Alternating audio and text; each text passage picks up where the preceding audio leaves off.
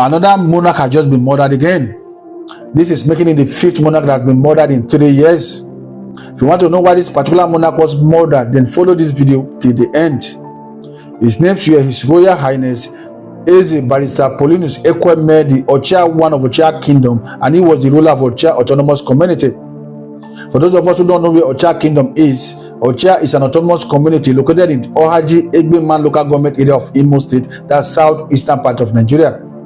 It's an oil producing community with a population of about 39,000 people, and he has been their ruler for a very long time, even while he was still in the United States, before he was eventually murdered some days ago. The incident happened on Friday the 10th of April 2026 at about 4:30 p.m. We learned that he just returned from the United States, but it's not clear how long that was. But according to reports, on that fateful day, he earlier had a meeting with the women in that community before heading to another direction, probably to catch up with another appointment. Him and his convoy that included his 2 brothers and his security operatives were on their way along Asa Awari Road, that is in the same local government. Unexpectedly, some gunmen intercepted that convoy, shot him dead alongside his 2 brothers and his security operatives, totaling 5 people that were shot dead immediately. They later set the corpses ablaze and then escaped. It was a very terrible and horrible day for the people of his community and his environs, because it's a thing that they have never seen before, or rather heard of before.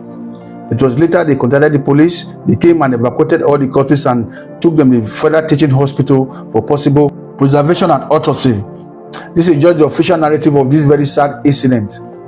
I must tell you, more than 70% of the people in that community and its environs claim to understand the motive behind the gruesome attack on him.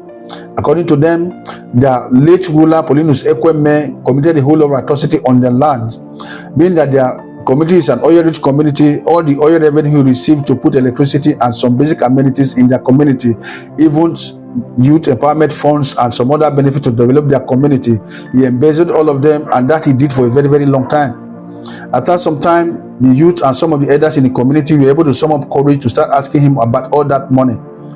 He started making problem with them, and he was able to unalive some of them and send some to jail.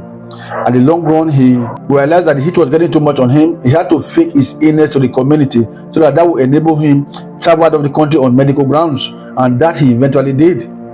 He was there for some time, though it was not clear how long he was there.